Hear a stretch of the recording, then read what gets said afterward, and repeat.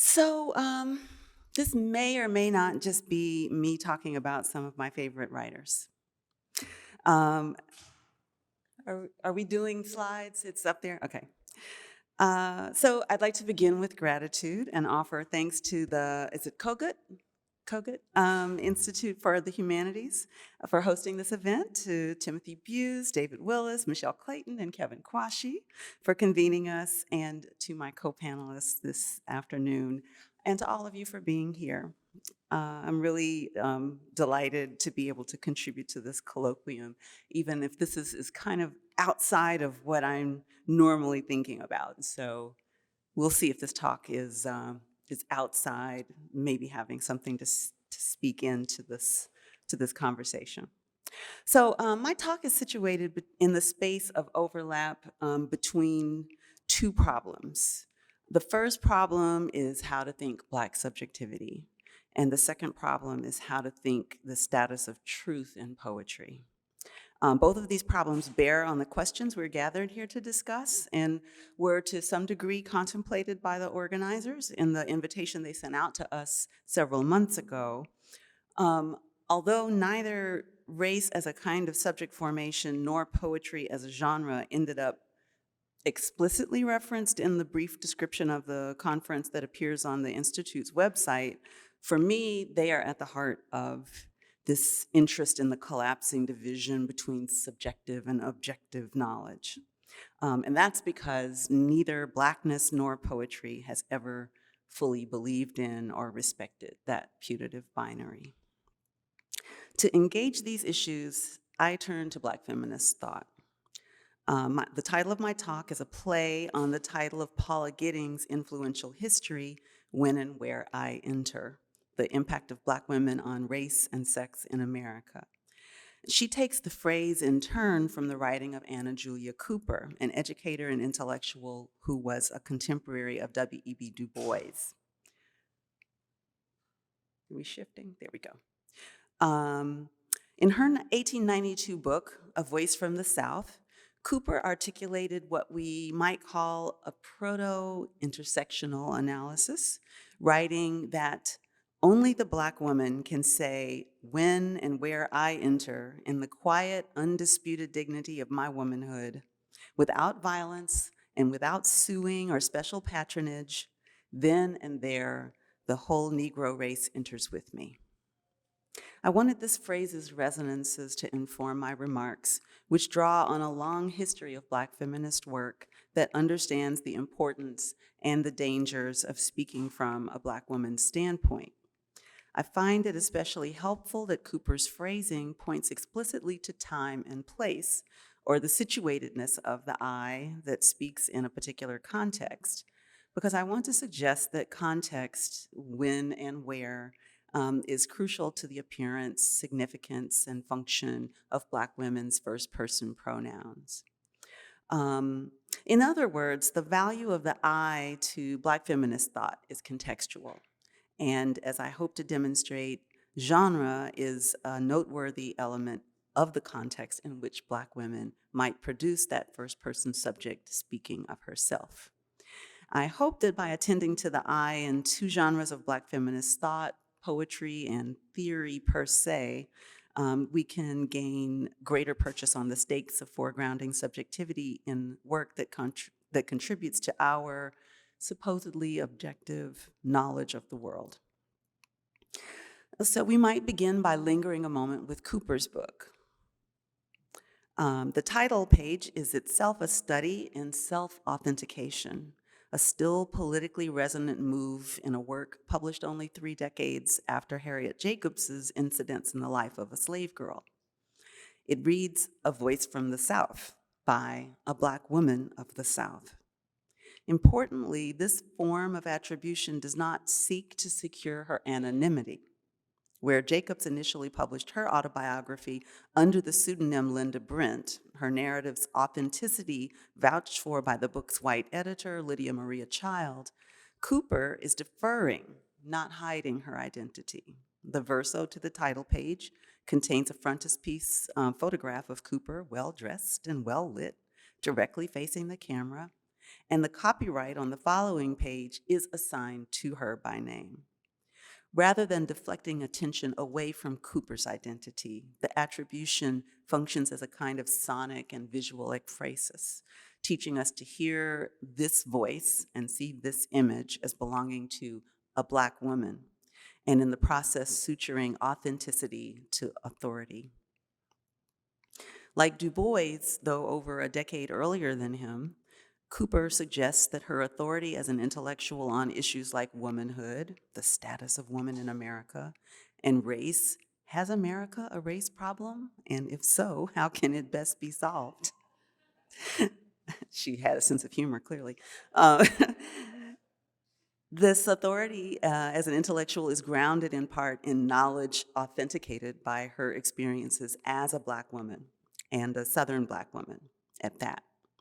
Cooper's text is both linked to and differentiated from the tradition of ex-slave narratives, whose investments in authentic Black enslaved experience and credible, objective white authority are paradigmatic of the tensions underlying the Black eye. This truth-telling Black eyewitness is nothing new. We turn to it and return to it when we can, though we've learned to expect its truths to be met with skepticism. What are our expectations with regard to poetry, and particularly in the wake of new criticism? Turn with me to another example, 70 years later in the mid-20th century. Coming across the Kirkus Review's entry for Gwendolyn Brooks's 1968 collection In the Mecca, I was startled to see it categorized as nonfiction. This designation, which was not exclusive to Brooks's poetry, and in later years, sometimes I saw fiction, sometimes I saw nonfiction again. I haven't made sense of it yet, but now I'm kind of interested. This designation makes sense in a way about poetry in general, and particularly this book, more than half of which is composed of the long poem that gives the book its title, a work famously set in the infamous edifice known as the Mecca, which stood in Chicago's South Side during Brooks's youth. The criticism on the poem dwells on the history of this huge apartment building, which was one of white occupants' turn of the century splendor and a spectacular decline into post-war Black residential abjection. Some critics, such as Cheryl Clark, also note that a job Brooks held when she was in her 20s regularly took her into the Mecca, experience she drew upon in her writing. But her approach was not plainly autobiographical, to be clear. Her first effort in 1954 at writing about the Mecca was to set a novel in the building. But discouraged by her editors at Harper's, she dropped it until the mid-1960s when she re-envisioned her work as a long narrative poem. The story is a fiction about the tragic evening when a mother, Mrs. Sally Smith, comes home from work to discover her youngest daughter missing and ultimately murdered in a neighbor's apartment. Nonetheless, as Daniela Kukrechtová proposes, In the Mecca constitutes a poetic analysis of an intervention into the then current discourse of urban decline and renewal. In other words, Brooks's poem is theorizing the impact and implications of racialized housing discrimination. She leans on the association of authenticity with authority, insofar as she offered this comment for her book's dust jacket. I was to be a watchful eye, a tuned ear, a super reporter. I began writing about whatever I thought I knew, whatever I experienced. But her Black eye does not appear in the Mecca, or not in the same emphatic way it does in this language. Rather, Brooks troubles and suppresses her eye in order to foreground the Black subjectivities of the Mecca's residents. Kukrechtová argues that by having the voices of the African American community articulate their own histories and experiences, the poem showcases the resistance those voices offer to the brutally one-directional discourse of urban decline. Her conception of voice in the poem is helpful, but I'd suggest that there's something more complicated about Brooks's avoidance of the lyric or narrative I, in combination with her technique of shifting subjectivities rapidly and without warning through free indirect discourse. Brooks doesn't position herself with the outsider objectifying discourse of urban blight, but neither does her poem show her speaking straightforwardly for or as residents of the Mecca. If she is a super reporter, she is not a super spokeswoman. We are reminded at every turn that the subjectivities represented in the poem are mediated. Mrs. Sally's son, Thomas Earl, teaches us that it could hardly be otherwise. In the stanza devoted to introducing him to us, we read, Thomas Earl loves Johnny Appleseed. I, Johnny Appleseed. It is hard to be Johnny Appleseed.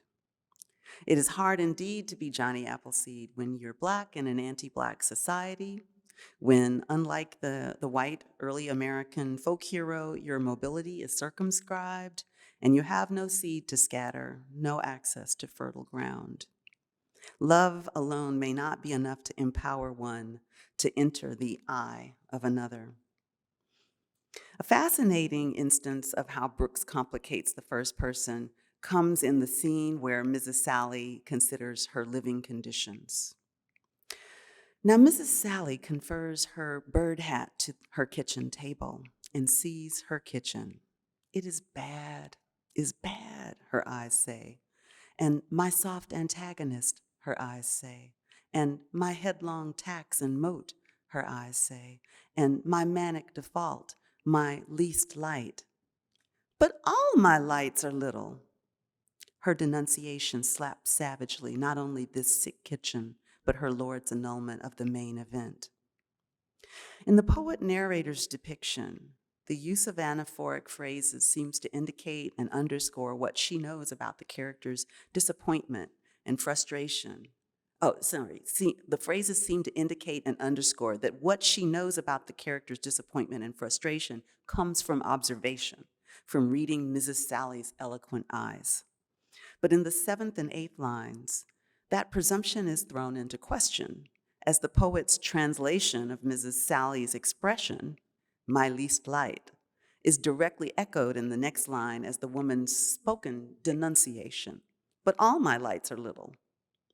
Does this mirroring language produce the poet speaker's authority by authenticating her translations?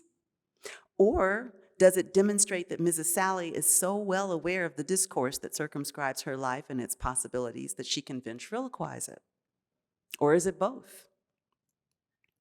Despite her publisher's quiet emendation, Brooks' paratextual language refuses to claim unquestionable knowledge of Black subjectivities beyond her own, even as her poem's narrator seems to accurately access Mrs. Sally's eye.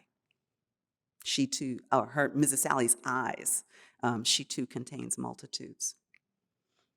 There is infinitely more to say about in the Mecca in the ways that Brooks undermines her reader's desire for an uncomplicated access to Black subjectivities, her own and her characters.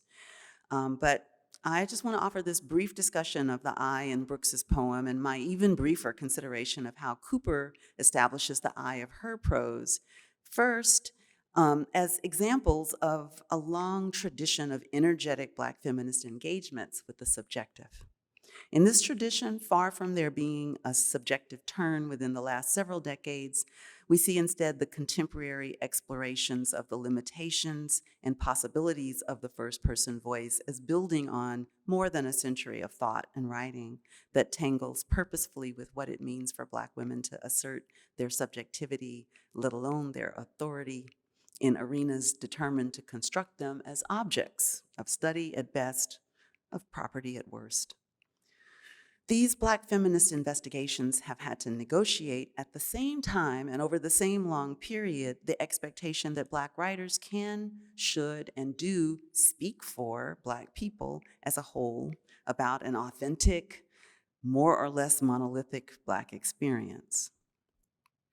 In her essay, Postmodern Blackness, Bell Hooks writes about this push-pull Black thinkers and activists confront around subjectivity. If you'll permit me an extended quotation, she notes that contemporary African American resistance struggle must be rooted in a process of decolonization that continually opposes reinscribing notions of authentic Black identity. This critique should not be made synonymous with a dismissal of the struggle of oppressed and exploited peoples to make ourselves subjects. Nor should it deny that in certain circumstances, this experience affords us a privileged critical location from which to speak. Part of our struggle for radical Black subjectivity is the quest to find ways to construct self and identity that are oppositional and liberatory. We can critique essentialism while emphasizing the significance of the authority of experience and recognizing the way Black identity has been specifically constituted in the experience of exile and struggle.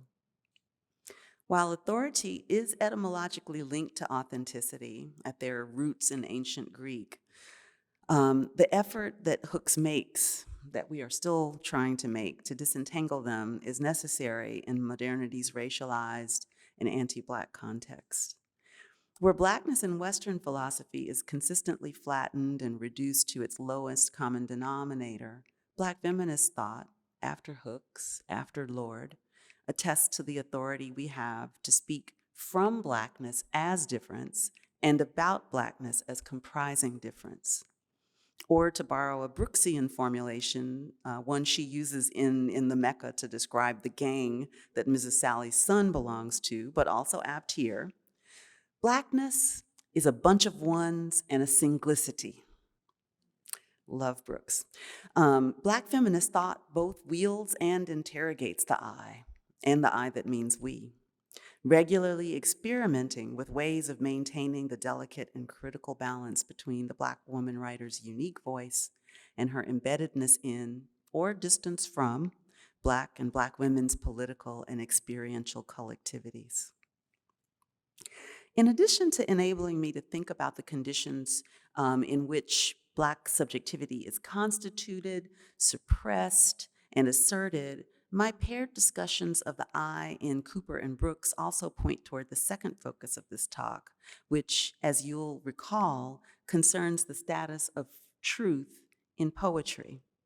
Black feminist thought, is an excellent site for thinking about the role of genre in relation to subjectivity and truth, partly because one of the ways writers in this intellectual tradition have worked on the problem of Black subjectivity is through experiments with genre conventions, and partly because Black feminist epistemologies refuse to accept genre boundaries around what forms of knowledge production can be legitimated.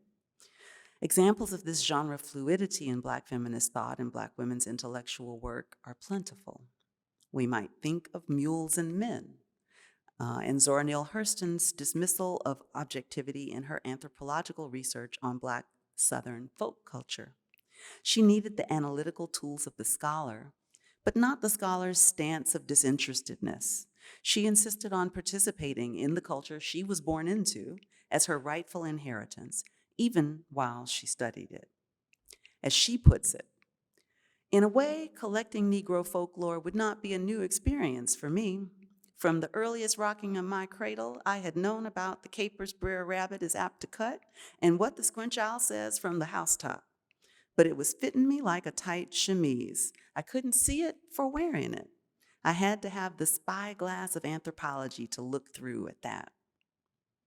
Or we could look to Claudia Rankine's insistence on placing the inquiry she was making in Don't Let Me Be Lonely under the banner of the lyric, as a way of inviting us to rethink what we know poetry and poetic voice to be. despite having to walk away from her then publisher, who maintained that the impassive documenting prose of that book was not poetry. In an interview, Rankin states that the I of that book was a constructed device to allow me to roam around in different ways of seeing post-September 11 America. What did it mean to live in a country where fear was being weaponized against certain people in our society, and where I myself was both at risk of performing this mode of racial profiling, even as I am a target of this same form of projected and weaponized fear? In both cases, these writers saw the conventions of their respective genres as excluding something that needed to be admitted into the work. Hurston flouted the rule of scholarly objectivity as a pretense that did her work a particular disservice, in that it was her participation in Black culture, Black Southern culture, her becoming a character in the scenes she was studying, that enabled her to document more and more richly contextualized evidence of that culture. Rankin has described the lyric as a place where feeling gets examined, a genre traditionally grounded in the apprehensions and emotions of a subject. Situating her work under the penumbra of the lyric enabled her to explore the circulation of fear in early 21st century US as both a personal and a public collective experience. These two examples set up what I find interesting about the I of Black feminist thought, or where I'm kind of trying to head anyway in this moment. Its use and value is contextual, and genre is a key factor of its context. If Black feminist writing is regularly working to gain purchase on a socially denied or historically inaccessible subjectivity on one hand, and navigating the hurdle of objectivity and its commitment to centering Black women in its analysis on the other hand, it makes sense that the first person voice plays different roles in the two genres under consideration. In categorically theoretical and scholarly writing, where authority is perversely linked to a putative objectivity, the Black woman's I enters, announces itself, and makes space for subjectivity that has been suppressed, discounted, and erased to participate explicitly in knowledge production. I wrote in an earlier paper on auto theory, which I apologize a couple of people had a chance to hear, about my experience of reading Patricia Williams' book, The Alchemy of Race and Rights, when I was a very miserable law student. And I said in this earlier paper, just holding up the book's cover was like summoning a Patronus. The gloom instantly receded. The author, Patricia Williams, was a Black woman. The proof of this was in her photo placed right above the book's subtitle, Diary of a Law Professor. Diaries were the province of secrets, confessions, and truths. Diaries were the province of women. Williams was using genre to open a door between two kinds of writing and make space for discourse more capacious and more recognizable to both herself and her readers, a discourse that could be located in a specific site that made no false claims to universality or objectivity, I might now add. I go on to quote Williams herself describing her project to her reader by rehearsing for us the moment when her sister asked her what the book was about. Williams writes, I am interested in the way in which legal language flattens and confines in absolutes the complexity of meaning inherent in any given problem. I am trying to challenge the usual limits of commercial discourse by using an intentionally double-voiced and relational, rather than a traditionally legal Black letter, vocabulary. To speak, in other words, as Black, female, and commercial lawyer, enmeshed in a paradigm of larger social perceptions that divide public from private, Black from white, dispossessed from legitimate. Like Hurston, Williams is clear that there is something to be gained from foregrounding the unusualness of her presence in the discourse, if only a clearer sense of its limitations. In the contrasting scenario, that is, in writing that produces theory under the sign of poetry, where the Black woman's I is typically expected to show up and represent an authentic Black experience as the object of readerly curiosity, Black feminist writers often problematize, complicate, or avoid the I. In The Blue Clerk, Dionne Brand splits her I in two, dividing the pages of the book and the process of her writing accordingly. The recto pages are the authors, and they are the clean record, the presentable things, the beautiful things. But what the author has left unsaid or withheld, the bales of paper about to overtake the wharf where they are being stowed, those are the province of the Blue Clerk. We are put on notice that poetry's authenticity must allow for a great deal of reticence. Or in Muse and Drudge, Harriet Mullen largely avoids the first person, but of the few I's scattered across her kinky quatrains, almost none are her. They're all embedded in the recycled language she imports into her piece. I dream a world, says Harriet Langston Hughes Mullen. You must don't like my peaches, there's some left on the tree, jokes Harriet Bessie Smith Mullen. This way of approaching Black women's subjectivity, of questioning and complicating rather than reifying it, challenges assumptions about the essential nature of Black womanhood that have held currency with some audiences, Black and white.